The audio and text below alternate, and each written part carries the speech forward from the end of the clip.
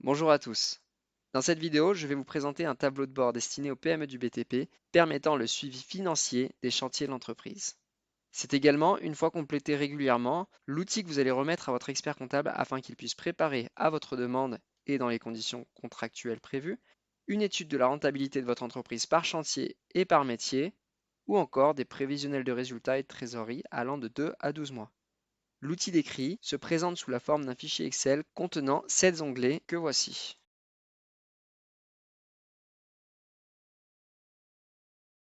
Dans cette présentation, nous rentrerons dans chaque onglet afin que je puisse vous indiquer les travaux à y réaliser.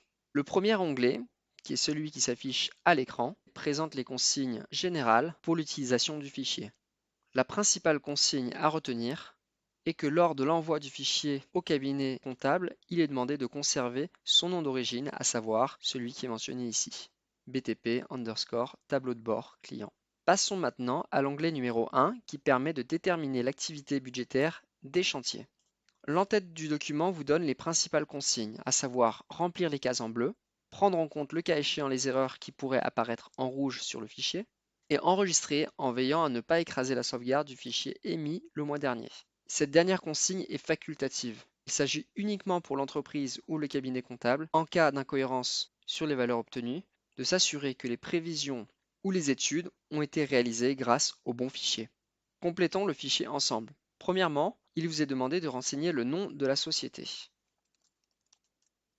Ensuite, dans le cas où vous demanderiez la réalisation d'un prévisionnel de résultats ou de trésorerie ou bien une étude de la comptabilité analytique, il vous sera demandé la date de prévisionnel. Il s'agit du dernier jour du dernier mois écoulé. Dans notre cas, nous prendrons un exemple au 31 mai 2022.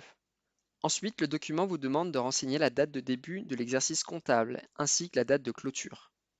Dans notre exemple, nous prendrons un exercice comptable correspondant à l'année civile. Nous venons de remplir les principaux éléments de paramétrage du fichier. Nous pouvons donc maintenant commencer à remplir les données budgétaires. Pour le moment, aucun chantier n'est renseigné, donc il vous proposera uniquement nouveau chantier dans les colonnes ci-dessous. Pour ouvrir un nouveau chantier, vous avez uniquement à appuyer sur le plus à gauche de l'écran et à renseigner les cases en bleu ciel. Nous allons faire ce travail ensemble. Premièrement, vous renseignez le nom du chantier. Nous allons commencer avec le chantier alpha. Et dès que je vais valider la cellule, il va me préciser le nom du chantier ici, afin que je puisse ouvrir et fermer aisément. Et il va également me préciser qu'il y a une erreur sur le calcul de l'avancement du chantier. Tout simplement car pour le moment, nous n'avons pas encore renseigné l'avancement du chantier et il n'est pas égal à 100%. Dans le cas où vous établissez une comptabilité analytique, le code analytique vous est également demandé. Il vous demande la date de début du chantier. Donc par exemple, nous allons prendre le 1er 11 2021. Il vous demande la date de fin de chantier. Pour l'exemple, nous allons prendre le 31 janvier 2023 et la date de la récupération de la retenue de garantie. Généralement, il s'agit de la date de fin de chantier plus un an. À partir de là, quand je vais valider, il va me créer un tableau et il ne s'arrêtera pas en janvier 2024, mais en mars 2024, étant donné que vous allez très probablement réclamer la RG à cette date, mais qu'elle risque d'arriver en mars. Après, il vous demande le délai de paiement client. 30 jours, 45 jours ou 60 jours. Dans le cas présent, nous allons mettre 45 jours pour l'exemple. Il vous demande également de renseigner les dates de situation prévues, si elles sont prévues entre le 1er et le 15 du mois ou entre le 16 et la fin de mois. Dans le cas présent, nous allons renseigner entre le 16 et la fin de mois. Cette donnée est importante pour les prévisions de trésorerie. On vous demande ensuite de renseigner le montant du chantier signé. Nous pouvons mettre 1,2 million par exemple. Ensuite, il vous propose de renseigner un montant si un avenant a été signé ou qu'une révision de prix a été effectuée. Pour l'exemple, nous allons prendre un avenant à 40 000 euros. Le taux de TVA du chantier, entre 20, 10, 5, 5 et 0. Le taux de retenue de garantie, généralement entre 1 et 5%, nous allons retenir 5%. Le pourcentage du compte prorata, pour l'exemple, nous allons mettre 2,5. Le taux de marge prévu sous-traitance comprise, nous allons prendre 32% de marge. La facturation de la livraison de matière, à savoir si la facturation a lieu le mois même ou le mois avant. Dans le cas présent, nous allons dire le mois même. Et enfin, il vous demande de préciser si le chantier est terminé, oui ou non. Dans le cas présent, il n'est pas terminé, mais si le chantier était terminé, il serait mentionné ici chantier alpha, chantier terminé et soldé. Et lorsque vous auriez votre récap, vous verrez chantier alpha, terminé et soldé. Ainsi, ça vous permet d'aller efficacement chercher chaque chantier. Dans le tableau suivant, vous allez devoir, de manière prévisionnelle, annoncer les taux d'avancement mensuels du chantier. Par exemple, c'est un chantier qui commence en novembre 2021. Vous estimez qu'à fin novembre 2021, le taux d'avancement mensuel du chantier sera uniquement de 2%.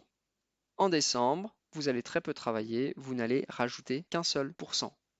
Puis en janvier 2022, peut-être que vous allez vous concentrer principalement sur ce chantier et que vous allez avoir un avancement de 7%.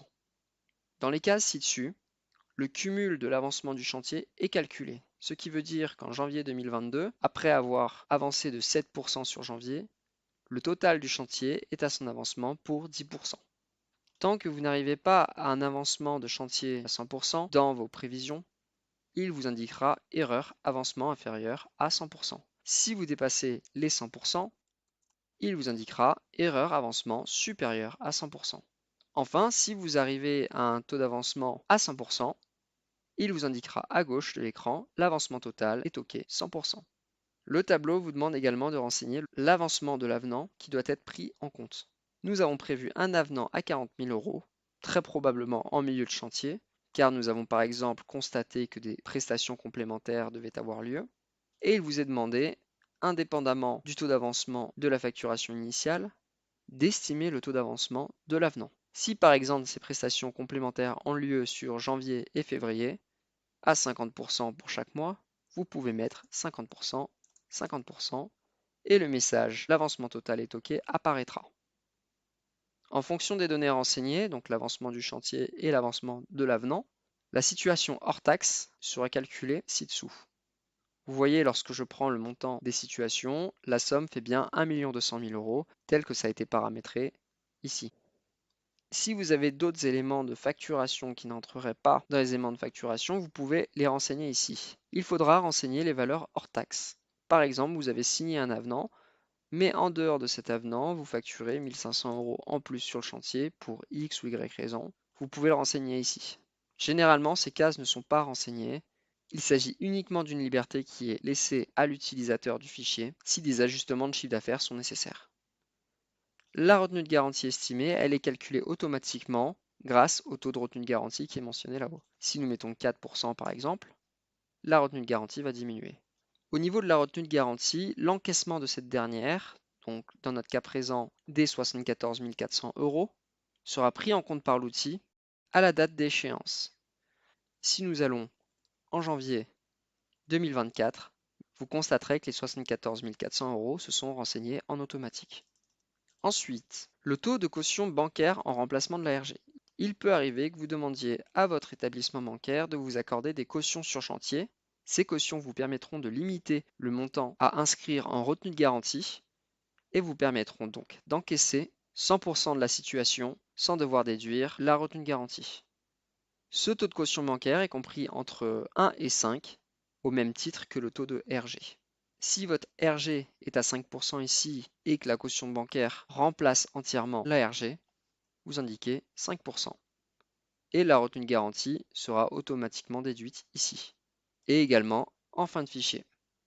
Le compte prorata, il est calculé directement par rapport au taux que vous avez inscrit dans l'entête. Le compte interentreprise, s'il en existe un, vous pouvez renseigner les montants directement dans le fichier. Par exemple, en novembre 2021, nous avons 450 de CIE. Ensuite, la TVA sera calculée en automatique, le montant de la situation TTC également, les pénalités, si vous en avez, sont à renseigner ici. Par exemple, nous pouvons mettre 5 000 € de pénalité, et au lieu d'encaisser 115 000 €, vous encaissez 110 000 € à la fin. Et la délégation de paiement. Il peut arriver avec certains de vos fournisseurs que vous mettiez en place des conventions tripartites. Ces conventions permettent de prévoir que votre client règle directement votre fournisseur. Généralement, vous pouvez faire apparaître ces délégations directement sur vos situations de travaux. Si vous n'avez pas l'information en amont, je vous conseille de laisser ces cases vides. Toujours sur le chantier alpha, nous allons maintenant estimer les charges directement liées au chantier. En fonction du taux de marge qui a été prévu dans l'entête, les 32% ici, l'outil va automatiquement vous calculer le volume d'achat que vous devriez avoir sur chaque mois en fonction de la facturation. Bien entendu, c'est une valeur qui est donnée à titre indicatif et qui reste théorique. Il est possible qu'en novembre 2021, vous dépensiez non pas 15 000 euros mais 30 000 euros afin de vous constituer les stocks nécessaires pour les mois de décembre et janvier. C'est uniquement une valeur indicative pour vous aider dans le remplissage des données budgétaires. Il vous sera demandé d'aller indiquer les achats de matières réelles budgétées, la sous-traitance nécessaire qui est autoliquidée, la sous-traitance non autoliquidée, je pense également aux intérimaires par exemple, les locations de machines qui sont directement nécessaires à la réalisation du chantier, et les comptes prorata ou comptes interentreprises qui ne sont pas repris dans la situation, donc qui ne figuraient pas ici. Tout à l'heure, la raison pour laquelle je vous ai demandé si la livraison et la facturation de matière avaient lieu le mois même ou le mois d'avant, c'était tout simplement pour renseigner ces valeurs.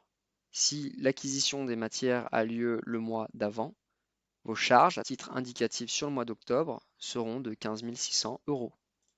Nous allons budgéter le matériel nécessaire. Nous estimons 12 000 euros d'achat de matière, 2 000 euros de sous-traitance, 800 euros d'intérimaire pour l'installation du chantier, 1 000 euros pour la location de machines et rien du tout dans les comptes prorata.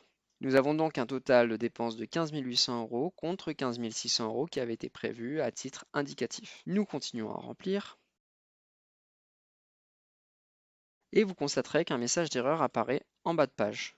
Le message d'erreur vous indique « Attention, le taux de marge brute calculé grâce aux données des tableaux est de 31,48% contre 32 indiqué dans les paramètres généraux du chantier. » En effet, initialement, nous avions mis 32% et grâce aux données renseignées dans les tableaux, l'outil a calculé que la marge n'était pas de 32% mais de 31,48%. Enfin, le conducteur de travaux, la personne en charge de remplir ce document, pourra renseigner un commentaire pour que toute personne puisse comprendre les irrégularités potentielles qu'il y aurait sur ce chantier. Dans l'exemple, nous avons mis des pénalités. Nous pouvons donc expliquer quelle en est l'origine.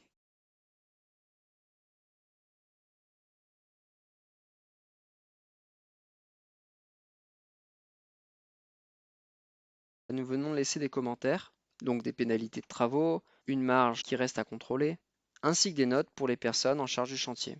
Novembre 2023, il conviendra de demander la justification de l'évolution de la pose des fenêtres sur le lot numéro 2. Note pour Jean-Louis, pensez à régulariser les défauts du 3e étage. Les données renseignées peuvent évoluer d'un mois sur l'autre, ajustées par la personne en charge du suivi des travaux. Une fois que vous aurez terminé de tout renseigner, vous pourrez renseigner vos chantiers suivants. La première mise en œuvre nécessite un certain temps d'implication. Les mois suivants, il s'agit uniquement d'un contrôle et d'un suivi. Nous en avons terminé avec la présentation des fonctions du premier onglet. Nous passons donc au second onglet, le récapitulatif des encaissements et des commentaires par chantier. Société fichier test, c'est les éléments que nous avons renseignés en première page, au 31 mai 2022. Ces données se renseignent en automatique, la feuille est protégée. Le deuxième onglet vous permet de prendre de la hauteur sur l'ensemble des sujets potentiels des chantiers en cours. Ainsi, de manière synthétique, vous pouvez voir en fonction du chantier les éléments qui ont été renseignés par le responsable du chantier. Dans un second temps, il sera demandé à la personne en charge des chantiers d'aller déterminer les encaissements budgétés. Afin de pouvoir comprendre l'utilité de cette partie, nous allons compléter notre exemple de tout à l'heure afin de voir les encaissements. Pour le chantier Alpha, nous estimons qu'en juin 2022, nous allons avoir 106 560, en juillet 2022, 266 400, etc. Si par exemple l'encaissement du mois de juillet, qui concerne les prestations du mois de mai, étant donné que nous sommes à 45 jours, si vous estimez que ces encaissements sont faussés, vous pouvez les ajuster. Nous pouvons ainsi imaginer qu'au lieu de 266 000 euros, nous estimons que nous allons encaisser 250 000 euros, et cela permettra de compléter un tableau des encaissements ajustés. Ces tableaux viennent en préparation des prévisionnels de résultats et de trésorerie qui seront effectués par votre expert comptable. Nous passons maintenant dans la troisième partie de l'outil qui concerne le personnel. Dans ce fichier, il vous sera demandé d'aller estimer le nombre de congés payés par salarié et par mois qu'ils prendront. Afin de faciliter la première utilisation, je vous conseille de contacter la personne qui se charge de l'établissement de vos bulletins de paye afin qu'il puisse vous transmettre une extraction du nombre de jours pris par salarié. Pour faire des estimations, le mieux est de repartir de ce qui a effectivement été pris en N-1 par chaque salarié. Nous allons prendre par exemple Jean-Louis, CH ou ADM. Cette partie est informative. Vous n'êtes pas forcément obligé de la renseigner. CH concerne les personnes directement liées au chantier et ADM les personnes qui réalisent uniquement des travaux administratifs. Nous avons pu renseigner pour Jean-Louis de janvier à mai 2022 par rapport à ce qu'il avait réellement pris et les estimations par rapport à ce qu'il avait pris l'année dernière. D'une année sur l'autre, nous pouvons reprendre les mêmes valeurs afin de faciliter le travail de remplissage. Nous passons maintenant sur le temps du personnel. Cette feuille de travail doit être remplie uniquement si vous souhaitez obtenir de la part de votre expert comptable des récapitulatifs d'analyse budgétaire et d'études de la comptabilité analytique. En fonction des chantiers créés en première page, des colonnes vont se rajouter automatiquement. Pour le moment, nous avons uniquement créé le chantier alpha, donc seule cette première colonne a été incrémentée. Lorsque votre cabinet comptable vous a proposé d'établir une synthèse analytique, il vous a également précisé que des feuilles de temps devraient être remplies par les salariés afin de pouvoir les affecter sur chacun des chantiers. En fonction des feuilles de temps remplies, vous pourrez remplir ces fichiers et vous n'aurez qu'à remplir du début de l'exercice à la période actuelle, donc dans notre cas de janvier à mai, en précisant combien de temps, dans notre exemple ici, Jean-Louis a passé sur le chantier alpha, ou si nous rajoutons des chantiers, bravo également. Nous allons alors estimer que Jean-Louis a passé 85% de son temps sur alpha, 10% sur bravo, et qu'il a exécuté 5% de tâches administratives. Le message d'erreur qui stipulait que le temps n'était pas égal à 100% n'est plus présent. Par contre, il réapparaît si nous n'avons pas un temps de 100%. Il faudra remplir ces données pour l'ensemble de vos salariés, et ce afin d'incrémenter les données analytiques et le suivi budgétaire. Enfin, une fois que vous aurez terminé de renseigner ces feuilles, la seule information qui vous sera demandée, c'est souhaitez-vous un prévisionnel à 2 mois, 4 mois, et vous pouvez aller comme ça jusqu'à 12 mois. Et il vous sera également demandé si vous êtes sur un chiffre d'affaires à l'avancement ou à l'achèvement. L'onglet va vous récapituler les principales informations. Pour l'instant, ici, tout est à 0 étant donné que nous n'avons rien renseigné. Mais si par exemple nous renseignons, nous avons les 7000 ici. Et également les récapitulatifs des congés payés en jours. Et enfin, dans le dernier onglet, vous n'avez rien à renseigner, c'est uniquement des données qui seront nécessaires pour votre expert comptable dans la réalisation de l'étude de la comptabilité analytique. Je vais rapidement vous présenter un fichier complètement rempli afin que vous puissiez constater les données qui sont à renseigner. Donc voici en exemple un fichier, un exemple de fichier renseigné. Donc vous constatez que le chantier alpha est terminé et soldé. Vous pouvez tout de même aller voir si les informations figurent dans le détail. Aucun problème d'avancement n'est constaté, sinon les données seraient en rouge ici. Par exemple, Foxtrot apparaîtrait en rouge. Dans le deuxième onglet de récapitulatif, vous avez l'ensemble des commentaires qui ont été formulés, le détail des encaissements ajustés si nécessaire, les congés payés du personnel qui ont été prévus, le temps du personnel qui est renseigné par chantier, les synthèses des provisions, on demande un prévisionnel à 12 mois, on peut demander à 9 mois, la méthode de comptabilisation qui est à l'avancement et non pas à l'achèvement. Nous avons formulé un commentaire qui sera nécessaire à l'établissement du prévisionnel et la synthèse est renseignée. C'est ainsi que se termine cette vidéo. Je vous remercie pour votre attention et vous souhaite une très belle journée.